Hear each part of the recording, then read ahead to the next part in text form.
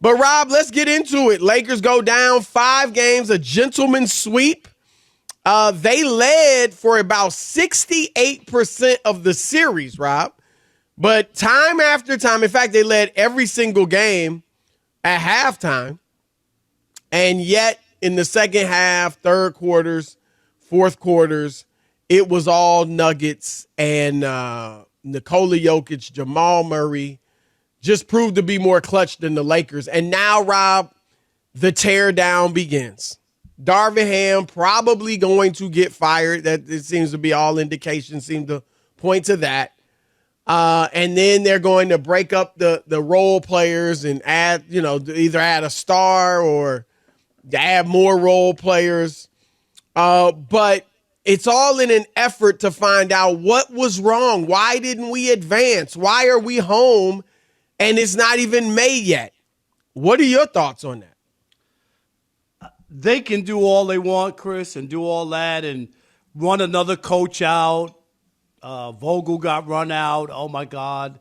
After winning a championship. Darvin Ham, they hung up a banner that Darvin Ham was a part of. Didn't they hang up a banner for the good thing they hung up that banner because there won't be any more joining it.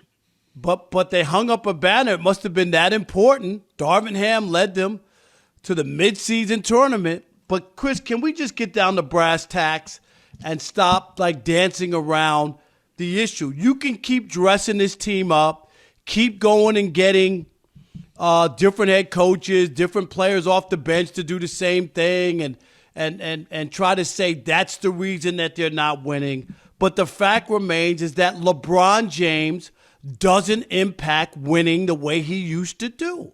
His numbers were fantastic. AD played well. It didn't matter. Until the fourth quarter, yeah. Right, but it didn't matter. And at some point, you got to just take a look at how. LeBron's playing. This is what I hear all the time. LeBron's playing as well as he did 10 years ago. His numbers. Anybody that thinks he's playing as well as he did 10 years ago. I'm talking about his numbers. I agree with you. I'm talking about his numbers. The numbers are, in some ways, even better. You're right. Better. He shot 56% in this series, right? But he's not the same guy. And you know that, right? No. And that's where the issue lies. And that's not to say that LeBron shouldn't be out there or he should retire or whatever. But this notion that you're going to fix everything else around him and that's going to be the magical elixir to the Lakers is the problem.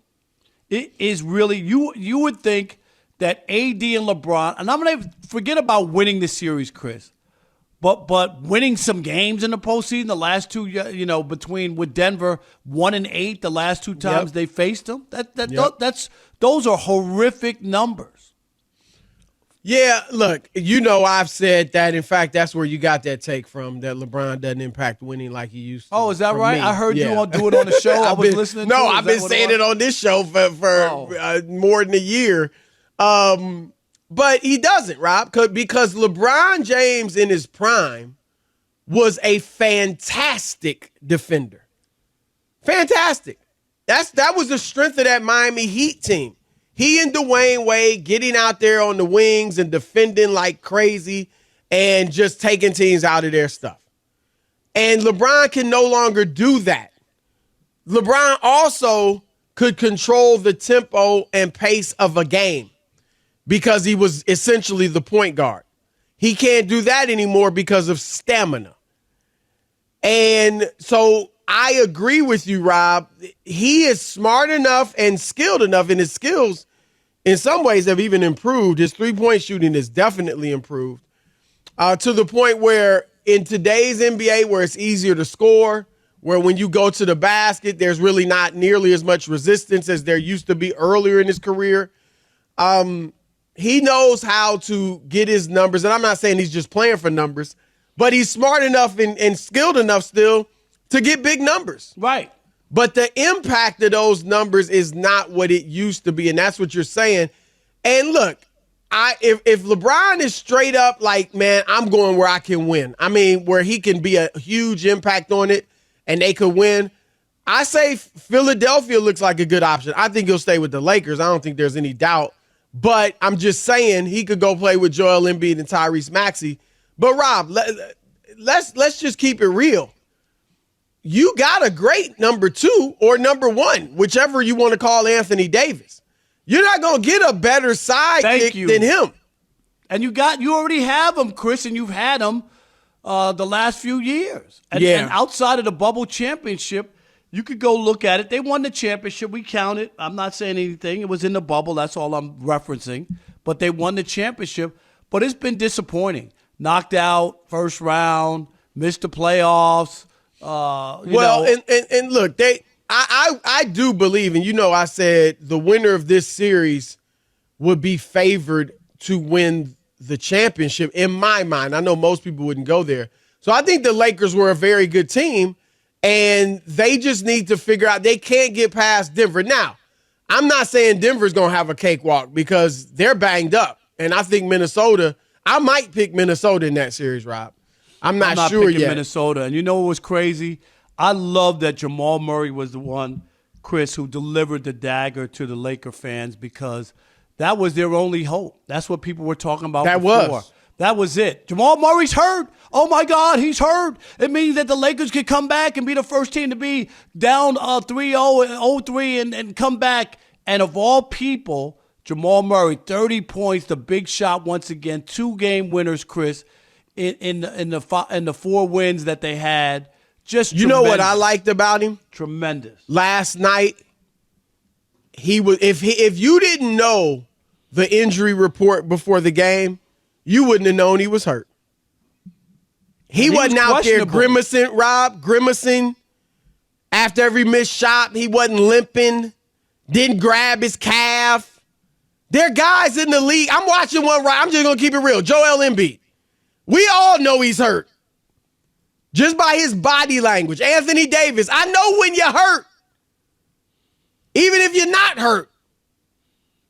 You're acting hurt. I like the fact that Jamal Murray wasn't doing that. That he went out there and no excuses.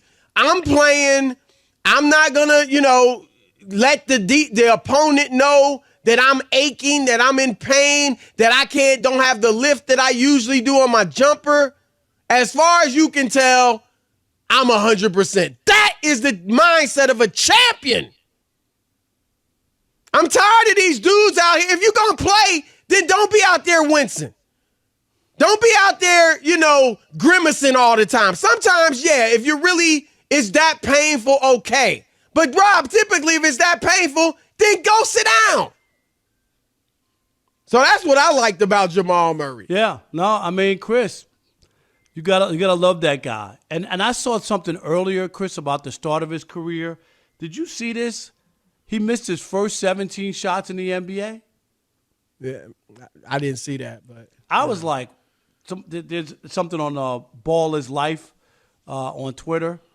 And I was looking at he got off to a slow start. You know what I mean? Where that's like 2 games, 3 games. No, but I'm just saying to miss your first 17 shots. Yeah. You know what I mean? But the dude is clutch. He makes shots.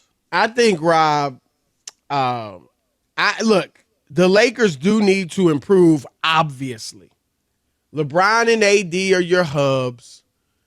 I'm definitely getting rid of D'Angelo Russell. Rob, I can't believe D'Angelo Russell sat up there last night after the game on the press conference and said he's got some leverage.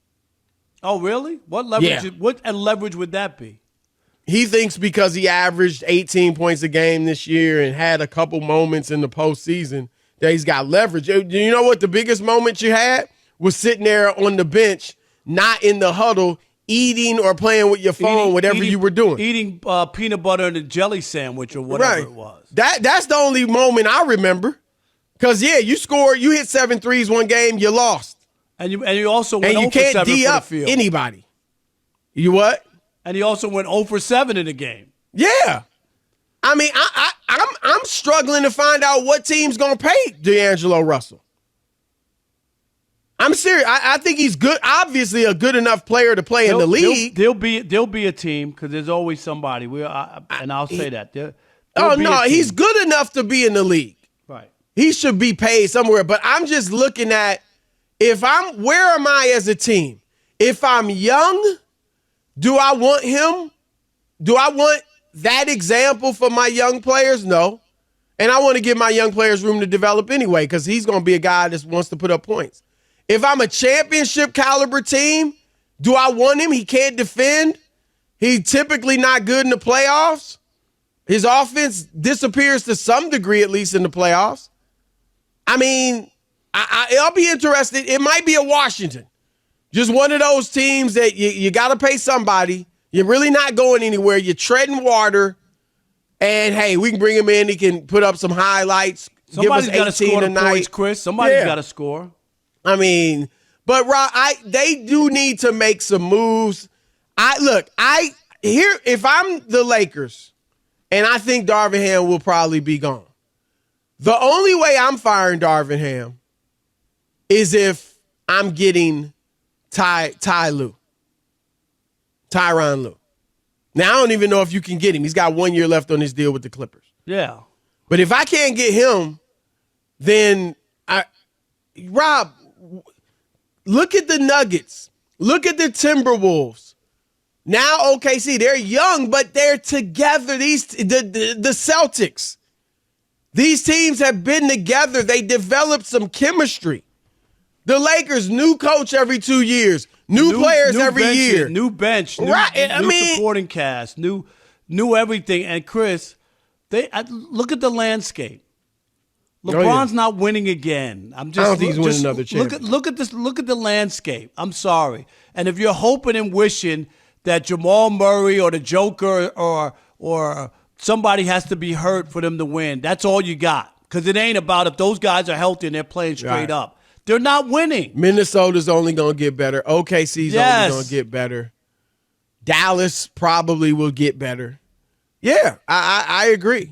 But if you got LeBron, you do need to try to win. I mean, not just for him, but that's what you want to do. You got a great player still, and so you try to win. But I just think they have to be careful on how they build. And Darvin Ham, look, I know he's not Red Auerbach. But like you said, Rob, they won the in-season tournament with him.